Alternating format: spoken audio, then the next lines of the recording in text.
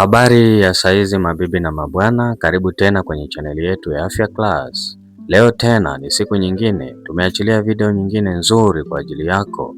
Lengo ni lile lile, kupeana ushauri, elimu na msaada wa tiba endapo tatizo lako linahitaji tiba.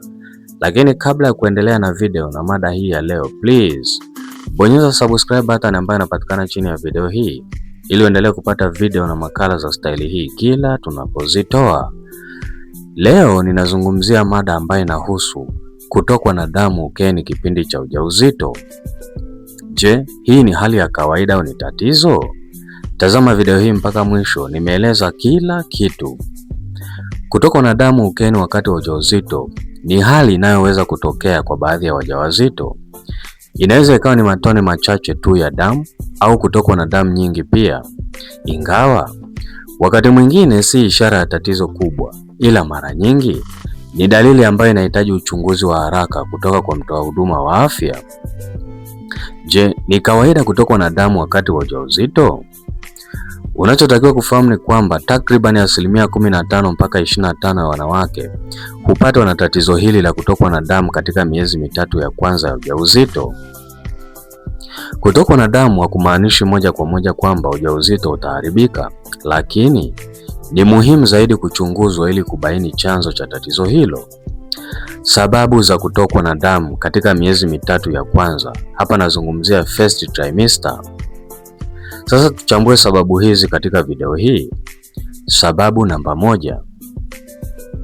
Damu inayotokana na kujishikiza kwa mimba, kwa kitaalam zaidi hujulikana kama implantation bleeding. Hali hii hutokea pale ambapo yai lililorutubishwa linapojishikiza kwenye ukuta wa mji wa mimba.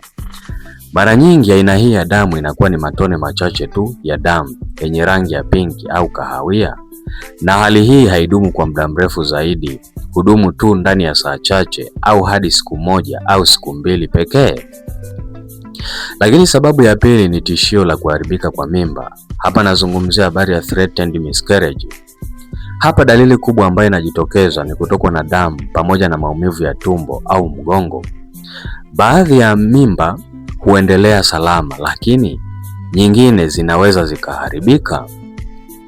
Lakini sababu nyingine ya tatu ni mimba kutunga nje ya mfuko wa kizazi. Hapa nazungumzia habari ya ectopic pregnancy.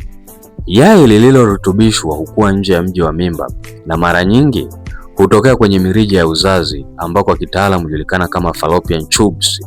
Ingawa huweza kutokea pia kwenye maeneo mengine. Dalili ambazo zinaweza zikajitokeza kwenye hali hii ni maumivu makali ya upande mmoja wa tumbo, kutokwa na damu kama nilivyosema, lakini baadhi ya wanawake wajawazito hupatwa na hali ya kizunguzungu na wengine huzimia pia. Hali hii ni ya dharura zaidi na inahitaji matibabu ya haraka. Sababu nyingine katika miezi hii mitatu ya ujauzito, na maanisha first trimester, ni mimba iliyoharibika au miscarriage.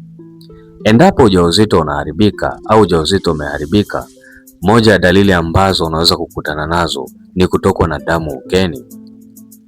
Hali hii hutokea pale ambapo damu inatoka nyingi na unapata maumivu makali ya tumbo, na wakati mwingine unatokwa na damu ambayo inakuwa ni ya mabonge au tishu. Kwa mimba kuharibika au mimba iliyoharibika inaweza ikaleta dalili hii ya kutokwa na damu ukeni. Baada ya kuchambua sababu ambazo husababisha damu kutoka katika miezi mitatu ya kwanza ya ujauzito, tuchambue pia sababu ambazo kwa kiasi kikubwa zimeonekana kuchangia tatizo la kutokwa na damu baada sasa ya miezi mitatu ya ujauzito. Hapa nazungumzia ile miezi mitatu ya kwanza. Baada ya hapo, ni sababu gani zingine ambazo huweza kusababisha kutokwa na damu kwa mama mjamzito? Sababu ya kwanza kubwa ni kondo la nyuma kushuka chini zaidi. Hali hii kwa kitaalamu zaidi hujulikana kama placenta previa. Kondo la nyuma hufunika sehemu au mlango wa kizazi. Dalili kuu ambayo inajitokeza hapa ni kutokwa na damu nyekundu bila maumivu. Hali hii inaweza kuhitaji uangalizi maalum au hata upasuaji wa kujifungua. Lakini sababu nyingine kwenye video hii ni kondo la nyuma kujitenga mapema zaidi. Hapa nazungumzia tatizo ambalo hujulikana kama placenta abrasion. Kondo la nyuma hujitenga na ukuta wa mji wa mimba kabla ya kujifungua. Dalili ambazo huweza kujitokeza kwenye tatizo hili ni kutokwa na damu, kupata maumivu makali ya tumbo, tumbo kuwa gumu au kukaza zaidi. Hii pia ni dharura ambayo inaweza kuhatarisha maisha ya mama pamoja na mtoto aliye tumboni. Uchungu wa kujifungua mapema. Wakati mwingine pia kutokwa na damu kunaweza kuambatana na mikazo ya mara kwa mara na maumivu ya mgongo kwa mwanamke ambaye ameanza kupata uchungu kabla ya wakati au uchungu wa mapema. Lakini sababu nyingine ni mabadiliko kwenye shingo ya kizazi. Wakati wa ujauzito, shingo ya kizazi huwa na mishipa mingi ya damu. Baada ya tendo la ndoa au uchunguzi ambao umefanywa kwa vifaa maalum huweza kusababisha damu kujitokeza au damu kutoka katika eneo hili. Je, una tatizo hili na hujapata msaada wa tiba bado? Kwa ushauri zaidi, elimu au tiba, usisite. Tunaweza kuwasiliana hapa ndani ya Afya Class kupitia kwenye namba ambazo zinapita kwenye screen yako, nasi tutakusaidia na tatizo lako litaisha kabisa. Asante.